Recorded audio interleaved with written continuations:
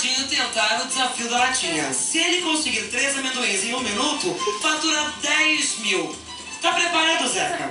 Claro que não, mas... Você é bom de mira? Não. Não? Depende. Depende onde eu vou Eu ficar. consegui colocar os 3 amendoins.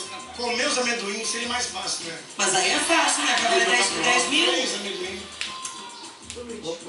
Bom, o Zeca chegou aqui e falou, ó, não sou bom no dominó, não vou conseguir.